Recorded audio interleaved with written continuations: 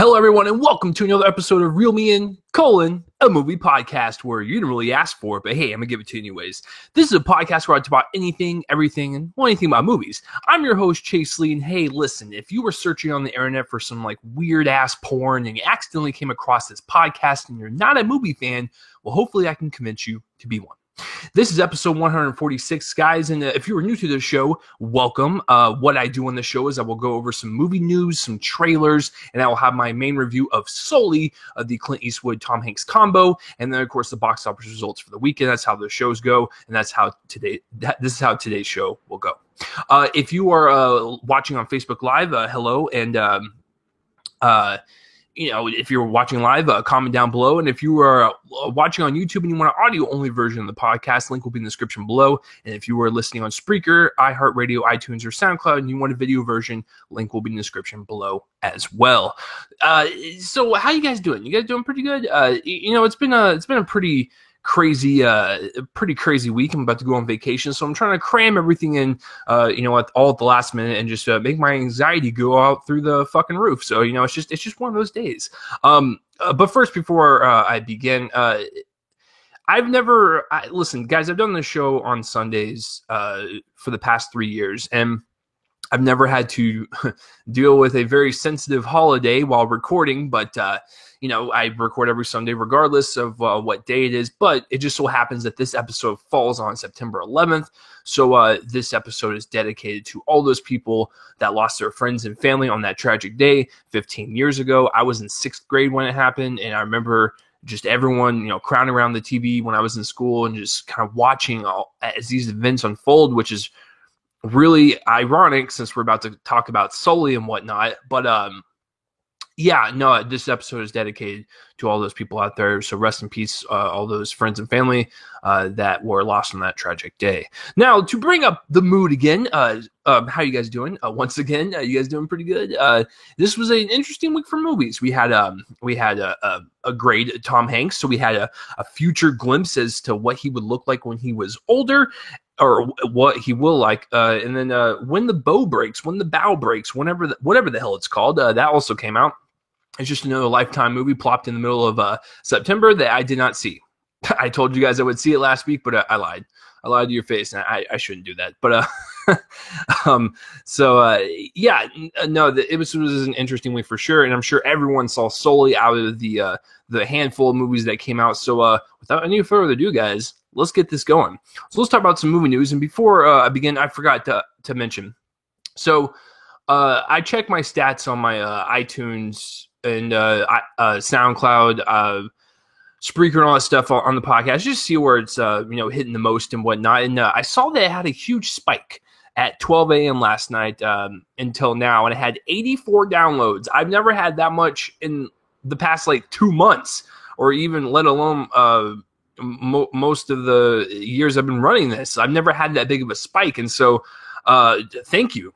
That was quite a surprise to wake up to. Thank you for all the people that downloaded that and listened to it, and I guess like it or dislike it. I don't know. Maybe there was some fucking guy or girl out there that was like, "Oh my god, this guy is fucking awful. I have to download this and spread it around to people and just to show how awful he is."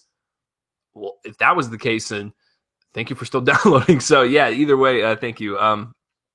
Let's begin, guys, with some movie news. The first thing up on the docket is that Shia LaBeouf, Mr. Shia LaBeouf, he was supposed to be in Suicide Squad.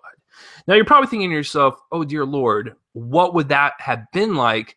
I'm trying to ask the same question. So apparently David Ayer, who did Suicide Squad, he directed it, he wrote it and everything. He also did Fury, which came out in 2014, I believe, so a couple years ago. And Shia LaBeouf was in that film with Brad Pitt, Michael Pena, and Jon Bernthal. And I did not see the movie, but I hear Shia LaBeouf was great in it. And the thing is with Shia LaBeouf that people don't realize is that he's really, really good.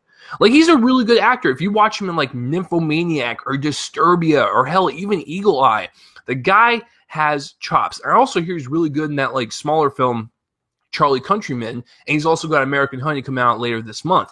So the guy's got talent. Yeah, his personal life might be a little batshit insane, but whose isn't? So I'm not one to judge on his personal life. I judge him on what his job is, which is an actor, and his films are pretty damn good. He was supposed to be in Suicide Squad.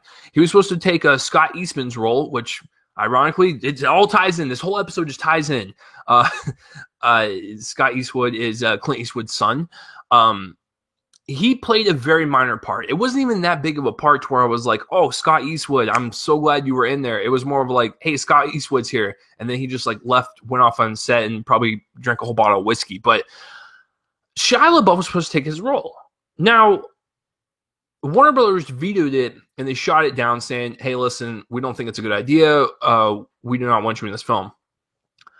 I agree on a professional front.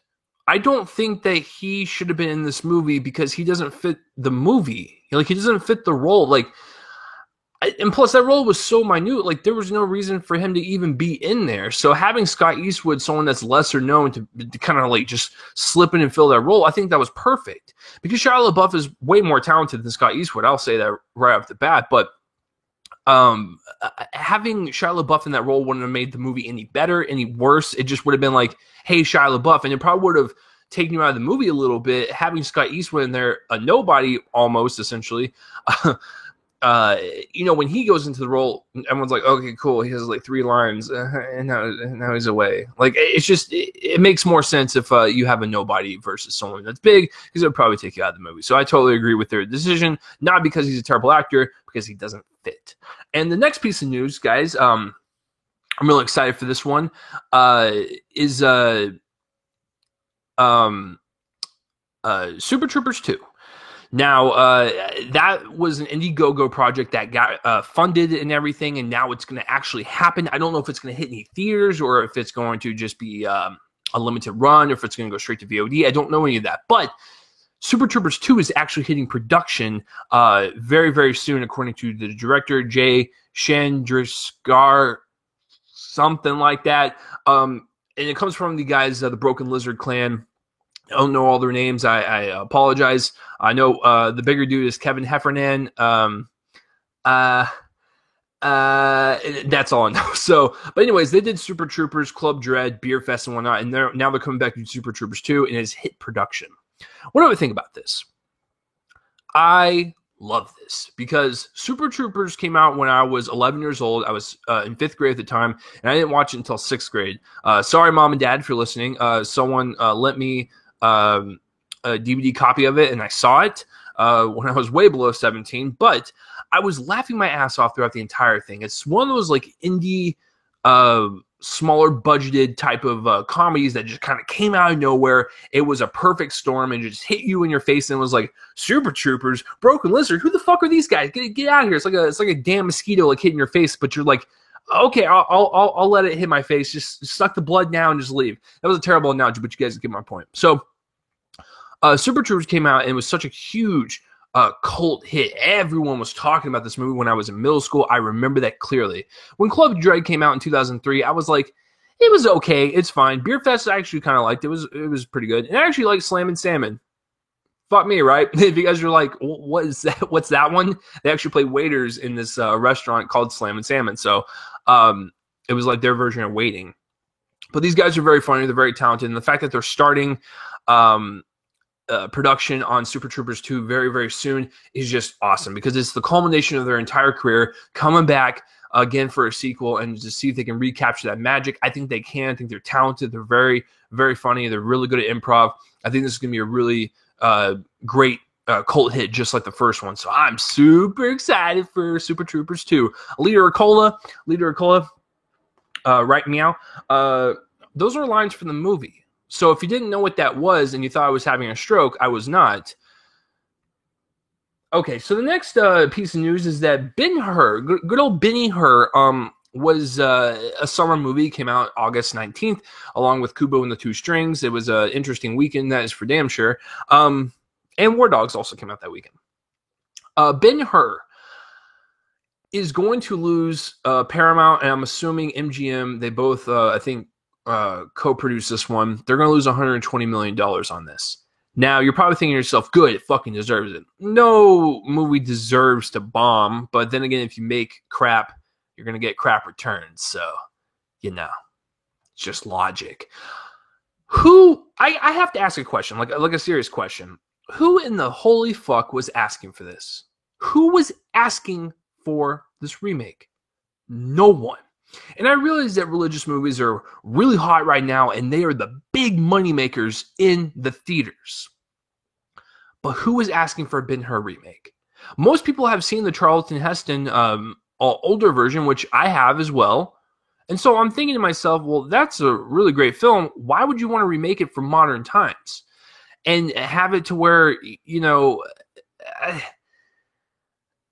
I don't know. Like, it feels old school in 2016. It isn't really like they adapted anything. They're just remaking it, you know, beat by beat. And I didn't see the movie, so I can't really attest or anything, but I had no interest in it. Even religious films, I have seen a handful of them in the past, 5 years. I wouldn't even want to go see this one if I was, religious and whatnot. I would want to go and be like, yeah, let's watch the Ben-Hur remake when we could just watch the original. It makes no sense to me. And the fact that you spent over $100 million on this bad boy, like, why? Like, and this goes to my point, like, when you're making movies at this high of a budget and you realize it gets little in return, you have to sit back and look at yourself and go, well, why was it this much? Why did it cost this much? I realize it has a lot of CGI effects and whatnot, but when you look at a Deadpool film that cost, I think, $60 million and it grosses 780 worldwide, or 760, it's definitely above 700 million worldwide. That's a huge profit margin. You want to know why? Because they used their money to their advantage and they played it smart. They knew what they had and they had to work with it. You can't just be a studio nowadays and just whip out 100 million because most of the time it's going to be a flop. So hopefully after this one and movies like Alice Through the Looking Glass, I think Hollywood should take a look at themselves and go, maybe we shouldn't be spending $100 million on a fucking movie, Now, if you want to spend $250 million on like a Marvel movie or a DC movie, that's fine because guess what? Those are guaranteed to make profit for the most part. Now, I haven't seen a comic book movie bomb in a long time. The only one I can think of is Fantastic Four from last year. But besides that one, before that, I have no clue. Most of the time, comic book movies are profitable, even though they cost a shit ton. So I know that is a genre that people are willing to go see and whatnot, and I am willing to as well. But for a Ben-Hur, there's no reason to spend that much money on it. There's just not. And Alice Through the Looking Glass, $170 million? Dude, come on. And you're probably thinking to yourself, well, the first one made over $1 billion. Yeah, but that was also in 2010. That was 6 years ago. No one gives a flying shit about Alice in Wonderland 2 right now. They just don't. And that's why it bombed. And also media storms with Johnny Depp and all that stuff. So I realize that took into effect. But I don't know. Maybe Hollywood just take a step back and be like, maybe we shouldn't, just spend over $100 million on bullshit that people don't need.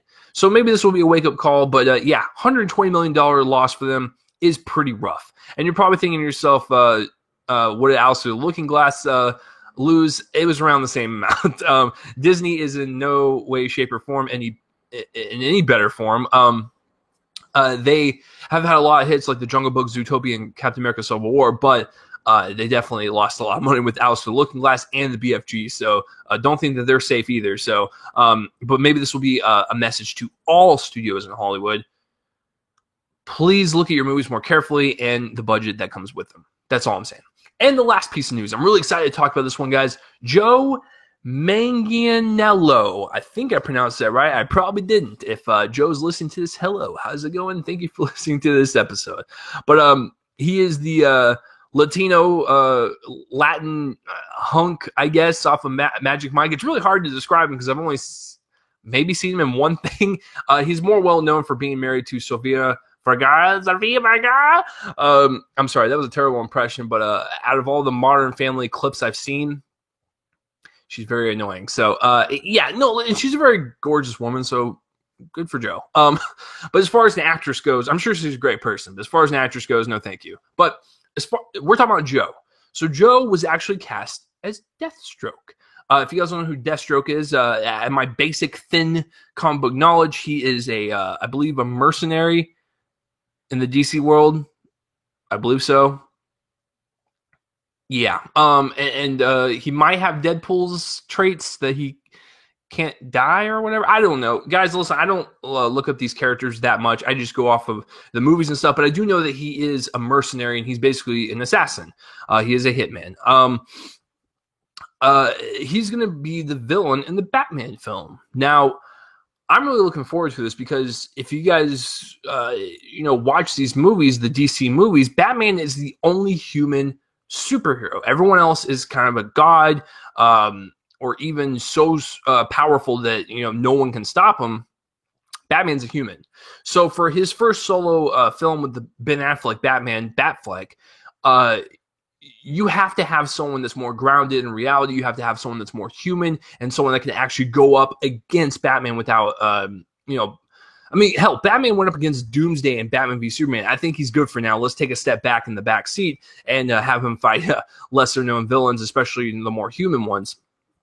And Deathstroke will definitely size up well against Batman. He's going to be around the same size. He's going to be around the same, size bulk-wise and whatnot. And I just think that is perfect. It's perfect to go up against Batman. It's going to be a lot of mind games because Deathstroke is very smart in where he, places his attacks and whatnot. And so is Batman. So it's going to be really cool to kind of see them go back and forth and whatnot. So I'm really excited to see Deathstroke in the Batman film.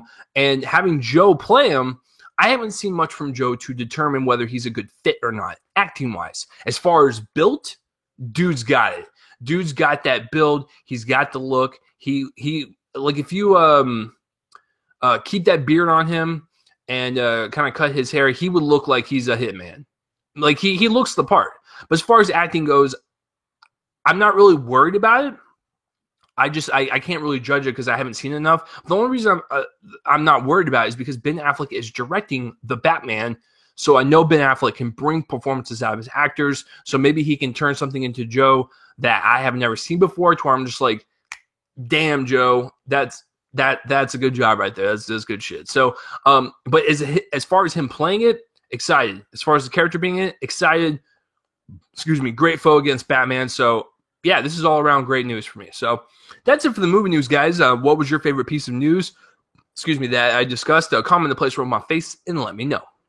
So let's move on to some trailers, guys. This was a big trailer week because last week there was like maybe 2 or 3 trailers, and my guest Graham Zima, I felt sorry for him because I brought him on a very, very shitty and slow week, but I wish he was on this week because there's a lot to talk about. So let's start with Collateral Beauty with Till the Truth, Will Smith, Foxy, Helen Mirren, Michael Pena, and a bunch of other people. So essentially, Will Smith is going through a lot of tragedies in his life, and he starts to see the representations in human form of death, love, and what was the other one? I forgot. Anyways, it kind of reminds me of like It's a Wonderful Life and like A Christmas Carol and stuff, but I guess set in a more modern time. I gotta be honest with you guys. The trailer itself looks fine. The acting looks good. But my problem with the trailer is that it feels like it's really stretching out there for an Oscar win in some category. I realize that movies are built to make Oscars and win Oscars and get nominated and whatnot. But you don't have to make it so apparent in the trailer. I just feel like they were trying so hard to just be like, look at me, I'm acting, wee, like, okay, I get it. This is a really great cast and whatnot. Just let the performances and let the dialogue come through and everything. Let those characters come to life. You don't have to beat us over the head and go, yeah, vote for me when it's Oscar time. Yeah, as they're twisting their nipples. Like, I realize that you get excited over that shit, but you gotta calm down a little bit. So taking that out of the equation, I thought the trailer was good. It was a nice little trailer. Probably going to show Will Smith and his character as he's dealing through all of these crises in his life and whatnot. So it's going to be very interesting. But as far as the trailer goes, I don't really know much story-wise. I just know the basic stuff as, Will Smith is going through some shit. He sees representations of, love, death, and the other thing. So, yeah, as far as it goes, it looks fine. It looks good. I'll have to see a main trailer to kind of get the gist of what's happening. I don't know if he's seeing these people imaginary. I don't know if it's a setup. I don't know what it is, but as far as the teaser goes, it's fine.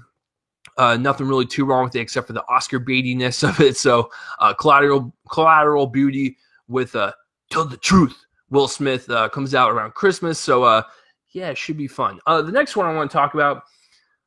Do I really want to talk about it? Okay, it's Underworld Blood Wars. Blood Wars. Okay, so I have to ask everyone out there listening. Raise your hand. Raise it high.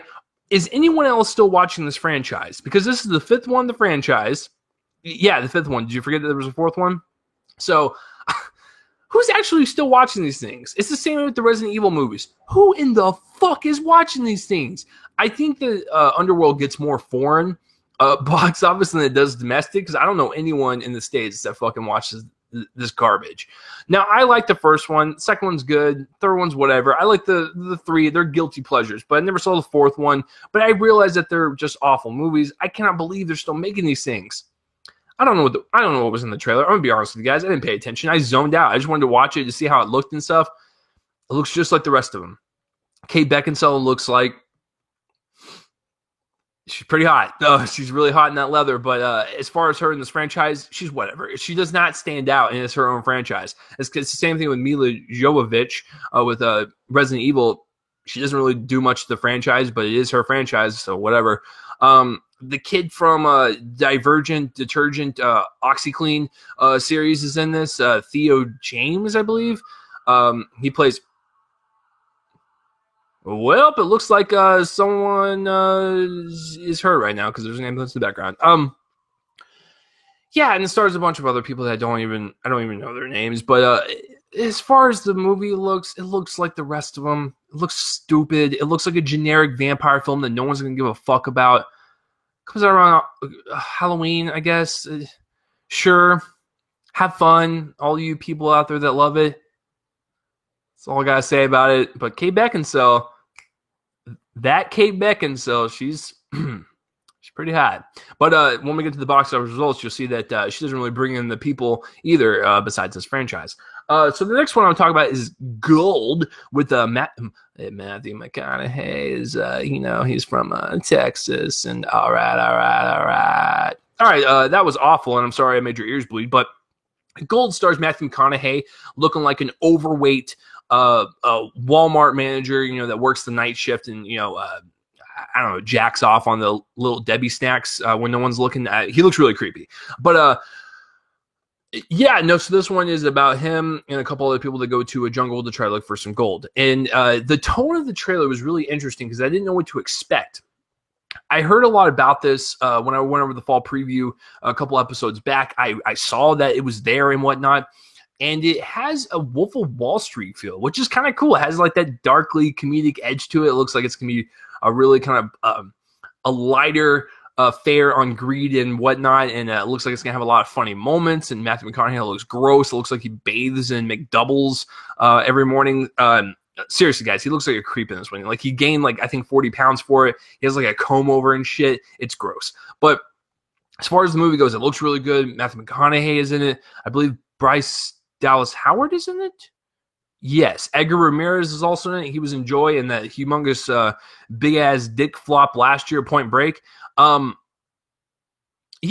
trailer looks really solid. It looks like this year's Wolf of Wall Street. Nothing wrong with that. I'm excited to see it. It comes out Christmas Day. So Matthew McConaughey agreed, basically playing his character from Wolf of Wall Street. If he were to eat burgers and pizza every single day and let himself go, I'm totally down for that. Who's not down for that? So yeah, Gold, I'm looking forward to quite a bit. The next one I want to talk about is The Promise. Now this one stars Oscar Isaac. I forgot the chick's name. I think it's Lily Collins. I believe she was in Cinderella. Was she in Cinderella? She was in some type of Disney film. Let's put it that way. She has that Disney look, that Disney Channel original movie of the week look. And Christian Bale. And the reason why I clicked on it was because of Christian Bale. I was like, ooh, because Christian Bale, you see how creepy that was? Christian Bale, he picks his projects very sparingly. It's not like, he's one of those actors that's in everything. Samuel L. Jackson, I'm talking to you. Let's star in every single direct TV made movie every single week. But Christian Bale, he picks his projects very, very rarely in terms of he's like a Daniel Day-Lewis. It's like he's in one movie and then 2 years later he's in another. So the promise, the best way I can describe it, takes place during the last days of the Ottoman Empire, and it's a love triangle. That's all it is between Oscar Isaac, the Disney Channel chick, and Christian Bale. So it looks fine, I guess. It doesn't look like anything I'm going to go out and rush and see. But if I was receive like a screener or like go to a screening, I wouldn't be opposed to seeing it because it looks pretty cool. I guess it looks like it could be a nice sweeping romance for the people out there that just get a hard on for sweeping romances. So, but yeah, Christian Bale looks great. Oscar Isaac looks great. The original Disney Channel movie of the week, Chick, looks great. I mean, yeah, there's really nothing more to say. Just it's not really my cup of tea. Romance films I do like, but as far as like these epic ones that take place in like certain eras and stuff, not really a huge fan. So, you know, it is what it is. The next one I want to talk about is the Red. What the hell was that? That was like country coming out. Listen, guys, I live in Texas, but that was awful. You guys can throw pitchforks at me for that. That was awful. I was like, Red Band trailer. The Red Band trailer dropped for Free Fire. This one stars Armie Hammer, Charlotte Copley, and my girl Brie Larson. God, I love that chick so much. So this one is such a simple premise, but it looks so much fun. So from what I gathered, Brie Larson, Armie Hammer, and Charlotte Copley, they make a deal with like these people to buy some arms, and they meet in a warehouse, and then they have a shootout. That's it. It's just a shootout. So I'm really excited to see this. It looks like it could be a really great Midnight Madness type of movie. You go to midnight to see, you're drunk off your ass. You're just enjoying all the violence and swearing and stuff. So if this premieres in Fantastic Fest, that would be fantastic, pun intended, because I don't know if I'm going or not. But Free Fire looks like it'd be really fun. Just a really great type of late night type of movie. I don't know. There's nothing more to say. It's really cool to see Brie like say the F word and say shit and whatnot. It was cool to see all the violence and whatnot. It just looks so much fun. There's really nothing more to say. It's just a shootout. That's it, in a warehouse. But looks like it could be a really great time. So, and then the last trailer, very last trailer, the one that everyone is talking about, I believe. Yeah, I would say this was probably the most talked about one during the week. Is Live by Night. This is the Ben Affleck directed film. He is in it. Also stars like Elle Fanning. And who else was in it? Oh, shit. Guys, I just had like the most massive brain fart you will ever probably see on this episode. I completely just forgot who was in this. It was a good cast, I can tell you that. But this takes place in the 20s, Prohibition era, gangster, alcohol. You probably get the drift. Ben Affleck plays the main character. Okay. I watched the trailer. It's okay. It's not like anything that like I'm just like, oh my god, I have to see this shit. But as far as Ben Affleck's directing, when you compare it to like Gone Baby Gone, The Town, and Argo, this looks like a high school play compared to that. So I don't know why it looks so cheap. I don't know if it's because of the clothes or the era it's in or the props or the costume. I have no clue. But it was just an okay trailer. It's not like anything mind-blowing that I haven't seen before. There was no style added to it. It looked like Gangster Squad. And I hear Gangster Squad was terrible. I still haven't seen it, but it just does not look good at all in terms of the aesthetic. But as far as the story goes, it's fine. It's okay. Now, if I hear a bunch of like great reviews and stuff, of course, I'm going to see this regardless. But if there's great reviews, I'm going to be even more excited to see it. But as far as a teaser trailer goes, Zoe Saldana. She's in it. I remembered a couple scenes from the movie. I don't know. It looks okay. It looks like an okay mobster film. A lot of people have a problem with Ben Affleck being placed in the main role that he doesn't really fit. I'll half agree with that. There's a couple scenes that were like, that does not look good. Him strolling down the hallway in slow motion, with a Tommy gun, like, how you doing there, chickie? I don't know. Is that how fucking people talk? I don't know. I wasn't born in the 20s. But what the fuck is a chickie? All right. So anyways, Ben Affleck stars, directs, writes, and everything. I'm hoping it to be good because I love The Town. I love Gone Baby Gone and Argo. He has such a great, fresh, unique look to his movies, and I love his movies so much. I want this one to be good. I'm not rooting against it.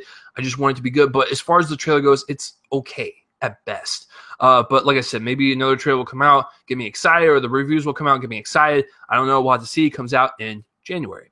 So that will do it for the trailers, guys. And we've reached the 30-minute mark. That's perfect. That's fucking perfect. So what did you guys think about the trailers this week? Comment in that place, rub my face. Let me know which one was your favorite. Guys, let's get into the meat. Let's get into the entree. The appetizers are out of the way. We talked about some news. We talked about some trailers. We warmed up a bit. Let's talk about the main topic of the show, Sully. Now, if you guys don't know what happened, I believe it was in 2009. Don't hurt me if it wasn't. It was either 2008 or 2009. I keep forgetting, but it was like January 15th. And Captain Chelsea Sully Sullenberger, I believe is his name. What an interesting name. Like, you wouldn't expect, like, when you look at the guy's picture, like, the guy's name is like Bart or like Carl or Keith or Brad or something. It's not like, Chelsea Sully Sullenberger. It's like, what? I'm sure that was really difficult in class. Captain Chelsea Sully Sullenberger, that wasn't his name in school, but like Chelsea Sullenberger, Sully Sullenberger, Sully Sullivan, blah, blah, blah, blah. So it's an interesting name for sure. But he was the pilot who landed the plane on the Hudson on that fateful morning, and actually got the 155 passengers, including himself and all the crew, out safely. And a bunch of ferry boats came and rescued them after the plane was brought down, because birds, geese or birds or whatever, flocked into the jets and jammed them up, pretty much destroyed them, and basically the plane went down. That was such a courageous thing that happened. When I saw that, I was like, damn, dude, like, this guy like landed this plane in the Hudson, got everyone off safely. No one was really hurt. There might have been like a slight injury, maybe some scratches, maybe a bruise, but like no one really got hurt. No one got killed. And so I'm just like, damn, that's pretty amazing. Like, when you look at stuff like that, you go, wow, this is why I like the human race so much. There's many glimpses of greatness like that where you go, I'm glad to be a part of this species. But then when you watch stuff like Keeping Up with the Kardashians, you just want to sit in your room and cry. So, I was really looking forward to this movie. It's directed by Clint Eastwood. Get off my lawn. Oh, wow. So if you hear me coughing up later on in the episode, it's because I'm coughing up blood, because that destroyed my vocal cords. But Clint Eastwood, better known for his Man with No Name trilogy when he was acting, and now he's a director, and he acts in his movies as well. He's an icon. He's a Hollywood legend. People know who he is. So he directs this one. It stars Tom Hanks, Laura Linney, and Aaron Eckhart. They're the three prime people. I say prime loosely because Lauren Linney is basically in 3 scenes, and she just says 3 sentences. But it shows the aftermath, kind of, after the crash, what happened with Sully and his, co-pilot, and what they had to face in terms of, like, I forgot what the organization is called, but, it's the main organization, with airplanes, flights, and pilots and stuff. They had to look into it and be like, were you drinking and stuff? Was this the right move? Could you have made it to an airport and stuff? All that jazz. So, like I said, I was really looking forward to it and stuff. So, was I disappointed? No. I have a couple nitpicks with it, but that's what we're here to do, guys. Let's review it. So, let's get real and break down Sully. So, let's start with the writing and directing. As far as the writing goes, this is probably one of the weakest parts about the movie. Now, there's many great glimpses in the film where you're like, wow, that was like expertly done in terms of acting, dialogue, direction, just camera work, editing. Everything was great. But there'd be a couple parts where it didn't really make any sense. Now, this story is thinned out to the max. Now, this is one of the shortest films Clint Eastwood has ever directed. It only clocks in at an hour and a half. So when you're showing an event that literally took like, what was it, less than 4 minutes, or like it was like 4 to 5 minutes? I forgot what it was, but the actual event did not take that long in real life. So how do you take that event and stretch it into a full-length feature? They did that, and I thought they did very well for the most part, but you can tell it was actually stretched super thin, and they were trying to throw anything and everything in there to stretch it out as long as they could. That was a huge issue with the story.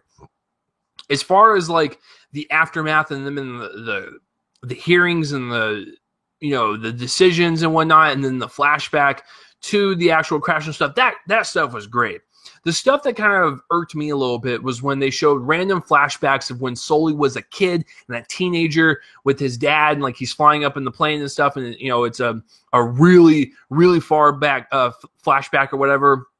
It made no sense for the story structurally or whatnot. It was just so random. It would just go from present to super flashback to present to previous flashback to like 2 days ago. It's just the massive flashbacks when he was a kid and a teenager didn't really make sense in the long run. It felt a little jarred when it kind of came on screen and whatnot. So I'd take that stuff out. And if you're going to tell that stuff, tell the story in chronological order. Just for me personally, if they're going to go back and forth from present to past, the kid and teenager stuff, don't really care for.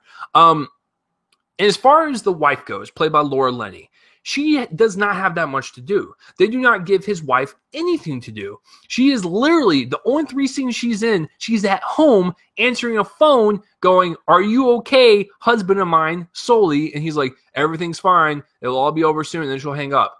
And then we'll never see her again. Her part was extremely wasted. And if you were going to put the wife in there, make it more of a prominent role, for God's sake. It just seemed like it just was unnecessary. Now, if you want to put her in there, the wife as a main character, sure, put her in more. But if you're going to put her as just a one scene type of deal where it's like, "Oh, hi, Soul, are you okay?" Have like a really intense emotional scene with the acting and stuff, and then just don't show her again. I would have been okay with that. But you show her 3 times, it's like, it's whatever. And you could have gotten anyone. You didn't have to get Laura Linney. Laura Linney's a great actress. Why'd you have to get her? You could have gotten anyone. So yeah, that part kind of irked me. And I would say the last thing about the writing and everything that I didn't really care for was the way it ended. It ends on a joke, and the joke is fine or whatever, but it just kind of fades out, and then the ending comes up where it's like, a lot of people were saved that day. Everyone came together. And like, I don't mind that, but like the movie just kind of abruptly ended. And yes, there's not really much that you could do after that, but it just ended abruptly. And I was like, you could have gone a little bit more and done, I don't know, wrapped it up a little bit cleaner or something. So other than that, I think the story is just fine. There's a lot of great elements. So I talked about the bad stuff. So let's talk about some of the good stuff. I love Sully and his character and whatnot and what he's going through. He kind of has like this PTSD nature about him after the event, and which is pretty accurate. I'm pretty sure if I was a pilot and I did that, I would have fucking nightmares too. Because throughout the film, he has plenty of reality nightmares where he's actually in reality or whatever, but he's having these like visions kind of pop up of what would happen if he didn't land in the Hudson, as if the plane landed and crashed into a building. And he kind of has like that terrible thought process and whatnot. So that character is great. It's very fleshed out psychologically, emotionally, and whatnot. I found it to be very well done. As all the other characters are really great and stuff. And I was even getting really pissed at the people trying to nail Sully for what he did. And it's like, you could have landed into an airport. And it's like, it's stuff like that makes me so pissed. And this is not the movie's fault. This is just on a personal note. It makes me so pissed at the human race when something like this happens and it's miraculous and everyone was saved, no one was killed or hurt really bad. And then someone wants to try to shit on that and be like, well, we're still going to try to indict you or whatever. It's like, the fuck? Like, what are you doing? Like, he just did something very heroic. Yes, look into it, because I realize that's procedure. If a plane crashes and whatnot and everyone survives and the pilot survives, you have to do an investigation, because that pilot could have been drunk or high or had a bad day and was, cursing up a storm and like wanted to ram everyone into the ground, or he wasn't there mentally. I get that. But when you have someone like a Captain Sully, who has been in the air for 40 plus years, and he even says in the movie he's going to be judged on the 288 seconds of his career, that's so stupid. Because after the plane crash, he specifically said both engines went out. He could not make it to an airport in time. He had to do what was best. And at the very end of the movie, he even says, did you guys even calculate human error? Because they were showing these simulations of like what could have happened and how they could have made it to the airport. But he brings up a good point. They were not expecting to get hit by fucking pigeons that day or whatever the fuck flew in their jets. They were not expecting that. So they had to think on their toes. They had to think on the top of their head and super fast. And so I just love that back and forth of like this genuine nice guy, this pilot who seems like a good dude. He came clean. He was not drunk. He was not high. He was just doing his job. And his main job as a pilot is to get everyone from destination A to destination B safely. And if it happens to have a crash, his job is to get everyone out. He did that. No one got hurt. And so these motherfuckers, I'm sorry that I'm lingering on this, but it just kind of irritates me that these people are just like, well, you could have made it to the airport and stuff. It's like, it's just a money thing. It's like, yeah, I realize that they crashed an airplane and it cost a lot, but do you not feel sympathy that he just saved all these lives and whatnot? It's so stupid. Like, I would trust Sully Sullenberger if he came to me after that Hudson and he was like, listen, the jets went out. I had no choice. It was going down. I made the brightest decision. I've been like, yeah, you're probably right. Because if you were to crash like in the city, if you weren't going to make it to the airport, you would have killed and injured a lot more people. So what you did, I trust you. I believed in you. And I believe in you that you did that for the right reason because he's been flying for 40 years. It's like with the doctor. I would trust a doctor that's been in practice for 40, 50 years going, you have a disease, you have cancer or whatever. I'd be like, oh my God, that sucks. I need to figure out how to do this. But I wouldn't question him. I'd be like, whoa, what the fuck do you know? He's a doctor. I would trust him a lot more than someone that wasn't in the in any type of surgery going, yeah, you have cancer. Oh, I'm sorry. What do you do? And like, I'm a lotion specialist or something. Like, I don't fucking believe you. Like, it's the same thing with the movie. Like, these guys are trying to bring him down. It's like, were you up in the air? Are you a pilot? No, you're not. Sully was the pilot. He experienced what he experienced, and he had to do what he had to do. So I'm sorry to go on my soapbox, but those fucking people pissed me off. It's like, this guy did what he had to do, and you're still trying to shit on him. Fuck you. So, yeah, but then again, that's what the movie wants you to do. It wants you to get angry at these people and wants you to rally behind Sully, and the movie does that quite well.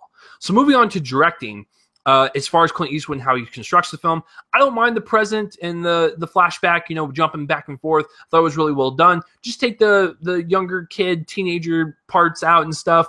But other than that, I think it directs a really nicely told suspense film. It's not anything mind-blowing. It's just a nicely told suspense film. Those action sequences with the plane and whatnot, those were riveting. When you have it from the CGI and the editing and the sound design, the cinematography, everything was so well done. So when it came together, I was at the edge of my seat, and I was like, damn, Eastwood, as old of a bag of dirt you are, sir, you know how to create an action sequence. And it's not, a really good action sequence in terms of like making you feel good because this is a disaster thing. It's these people are at peril and stuff, and you're on the edge of your seat. You're like, oh my God, I don't want anything to happen. Even though in the back of your mind, subconsciously, you know what's going to happen because you know what the story and how it ends and stuff. But it was still really well told, and it really gets you into the experience of the film.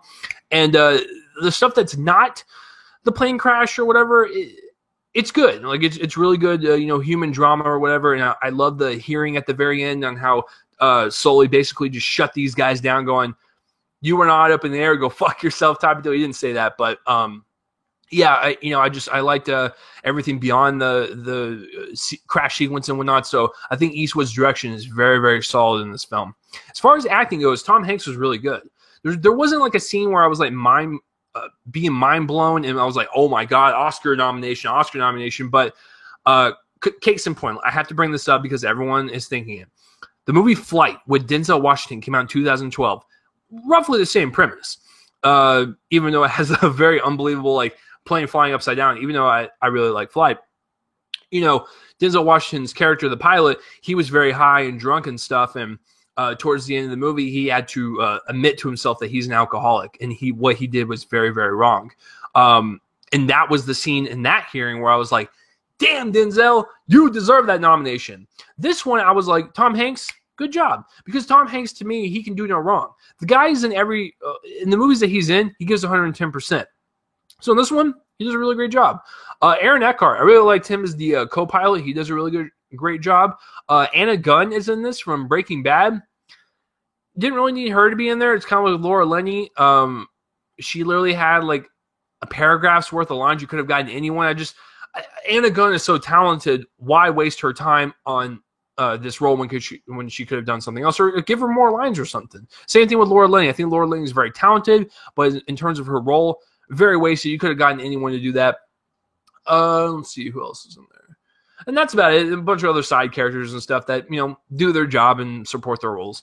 As far as the cinematography goes, I really like how Clint filmed and kind of constructed that crash sequence. I thought it was kind of majestic and terrifying at the same time to see this giant ass plane go through the city like that, plummeting towards the water. I just thought all the wide shots were really well used. You felt like you were there in the air with them. Just everything about this that was filmed, it was just so clean and so epic and stuff. And I just, in terms of the sequence and whatnot, I really liked the way it was shot. There was nothing bad about any of the cinematography. It was lit well. It's framed up very properly, and I'm sure in IMAX, it makes a hell of a difference because I saw it, at the Alamo Drafthouse, just a regular screen, but I still enjoyed my experience or whatnot. But cinematography is really well handled. Editing-wise and special effects, the special effects on the plane are really well done. Clint Eastwood is old. He is in his 80s. I figured like he would have used like a plane on a string or whatever, like a miniature, but no, this guy knows how to do like epic CGI sequences, and he did a really good job constructing the plane, not making it look fake. It looked authentic. Even when it crashed into the water, it looked real. I liked it, man. Like, it was very clean. It looked realistic. I love that CGI in the movie. Editing wise, it is an hour and a half. Besides those couple of flashbacks to where you could just take out, the movie does have a nice pace to it. I didn't feel like it slowed down at all. It's a very, very fast movie. I was engaged from start to finish for the most part. I was engaged to see what was going to happen to his character and stuff, because when you watch this as a normal citizen, you see that he landed the plane in the Hudson, he rescued 155 people, and that was it. But knowing what happens afterwards, that is what's intriguing, and that's what most of the movie is. And we get the crash sequence. Everything just kind of comes together, melds together into a really great, epic, intense experience of this pilot that did a courageous thing that day. So overall, guys, I recommend Sully quite a bit. Some of the characters and the writing and stuff didn't really need to be in there. The ending is kind of anticlimactic. And some of the flashbacks unneeded. Some of the actors or some of the actresses, they're so much more talented than what the parts they were given. But overall, guys, I recommend this one highly. It's a really great, courageous story about the human race and what it is capable of doing great things. And this film reminds you that our race and our species can do some good, and we're not all just shitty people. And it's stuff like this that kind of just put a smile on your face and go, I am so glad that there are people out there like this that take their job seriously, protect the people that they are, that come with the job and whatnot, and just so dedicated to what they do and stuff, and just so caring and whatnot. And that's what Captain Chelsea Sully Sullenberger was, and that's why I'm going to give Sully a B+. I think it's a very good film, solid film. I was going to give it an A-. I got to be honest with you guys, keep it 100 with you guys, but some of the problems with me just kind of irked me a little bit more from when I saw it yesterday, so I dropped it down to a B+, but I still think it's a great film, and I still recommend you go see it. And if you see it in IMAX, please let me know down below. I saw it at the Drafthouse, like I said. I hear seeing in IMAX is prime, it's ace, so please let me know down below. Have you seen Sully? Comment in the place where I'm on face and let me know. And did you like Tom Hanks' performance? Do you think this is one of the better Eastwood directed movies? I think it is. I did not care for American Sniper. But yeah, let me know all that down below. All right, guys, let's wrap up the show with the box office results for September 9th through September 11th. All right. Okay, so let me just tell you guys right now, there were 4 new releases that came out. The Disappointments Room, The Wildlife, When the Bow Breaks. Oh, I'm sorry, did I do my middle finger? And Sully. Those are the 4 that came out, and I will tell you that 3 of them made it into the top 5. No, kind of crazy, right? So the one that didn't make it into the top 5 was The Disappointments Room. Came in at 17th place, but then again, no one gave a fuck about that movie. No one even knew what it was. With $1.4 million on a budget of $15 Yeah, there's no worldwide numbers, so you guys know the drill. You got to double the budget because the theaters got to take their cut, and you got a little P&A and marketing.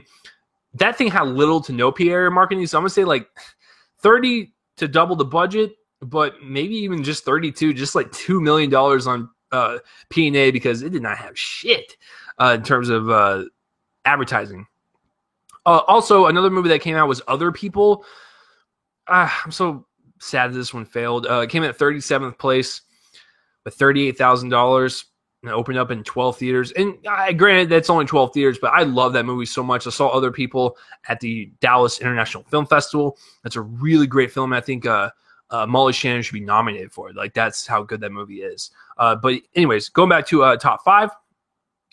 Number 5, The Wildlife. That fucking terrible-looking CGI shit fest came in at number 5. Are you fucking kidding me?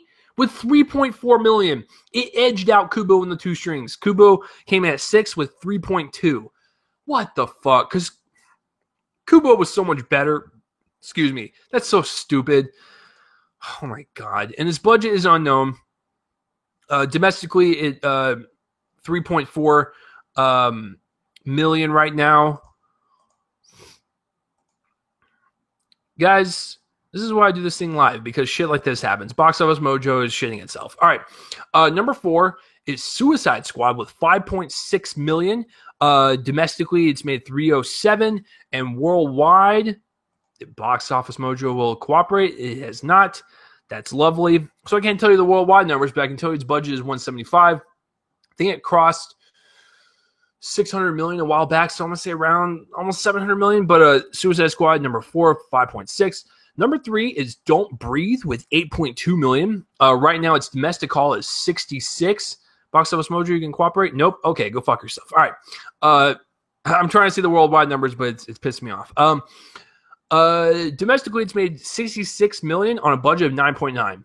So even if you double that, that's, for shits and giggles, it's rounded up to 20 million. P&A and marketing was probably 5 to 10 million. So I'm going to say 30 million to break even. It's made 66. Hollywood, look at that movie right there and realize why you spent $120 million in Ben-Hur and now you're crying yourself to sleep every single night. Oh, by the way, Ben-Hur came in at 20th place with $555,000. Yep. Number 2, When the Bow Breaks with 15 million. And that's its domestic haul. I don't think it made any worldwide numbers, but then again, Box Office Mojo is being a dick right now. Its budget is 10 million.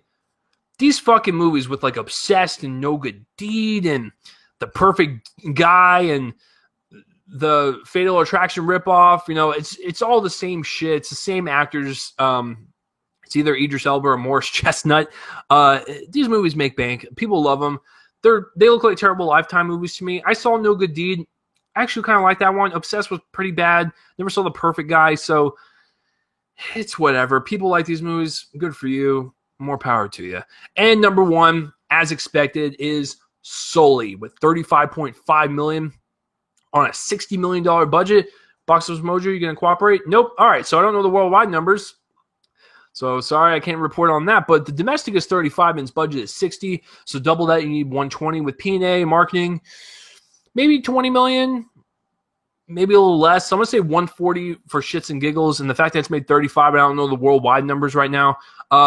Still got a long way to go. But I think word of mouth will continue to let it go because 35 opening is pretty good for that movie. So good for it. Sully, 35. Good job.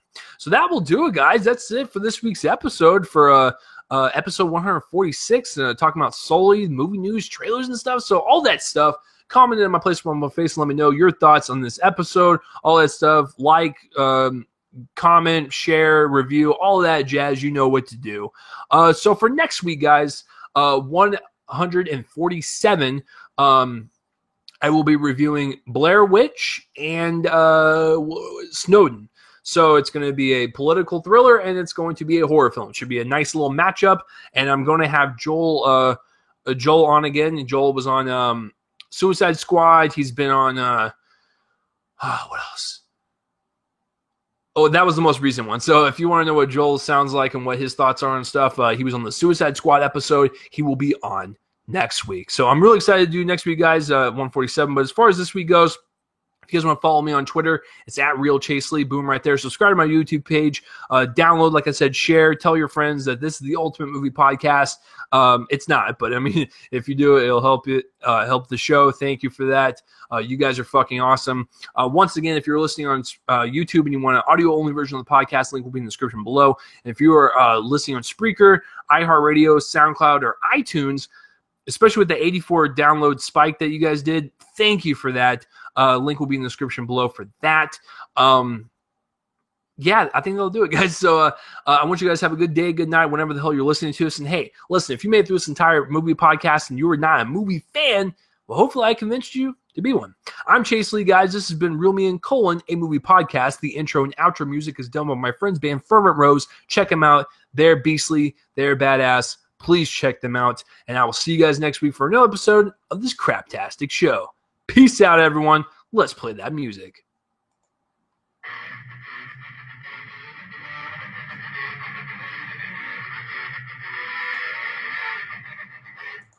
See you guys later.